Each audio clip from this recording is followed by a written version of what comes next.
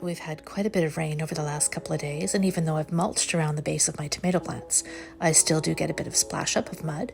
This can lead to issues with soil-borne diseases like blight, so I'm going to remove a few more of the lower leaves. This works really well for me in my growing conditions, but always use your own best judgment. I don't like to use anything too harsh when tying up my tomato plants, so I just take an old t-shirt and cut up strips of material. It is nice and stretchy and soft, and it allows the plant a little bit of room to grow. I also leave the ties a little bit slack so that they don't bind the stalks of the plants as they're growing. I then go back and trim any excess fabric that's hanging. I always check the plants over to make sure I've removed any of the suckers and excess leaves. They can creep up quite quickly, so you have to keep on top of them.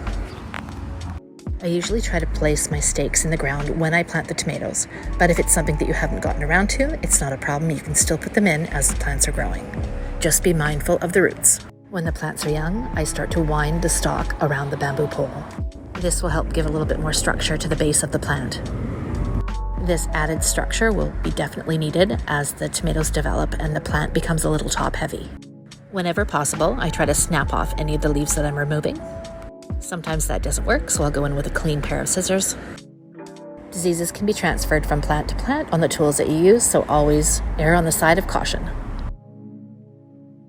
If there are flowers that have developed on the tomato plant as I'm trying to wind it around the bamboo pole, I try to place it in the best position to not interfere with those flowers. Once again, tying the ties as loosely as possible, but still giving the plant support.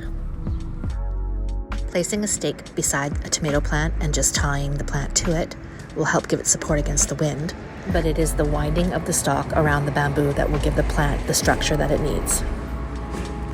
The variety of tomato plants that I typically like to grow are indeterminate.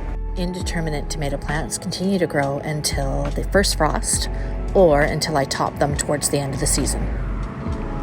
Determinate tomatoes are the bush variety, and because they only grow to a certain height, they do very well in tomato cages. The topic of topping your plants is something that I would love to address in another video. Topping is very common with plants like pepper plants and herbs. It helps them to grow bushier and stops them from flowering too soon. This row of tomato plants are all cleaned up and well supported. I will keep checking on them every day, but I probably won't have any more maintenance to do for at least a week or two. No tomato plants have been harmed in the removal of these leaves,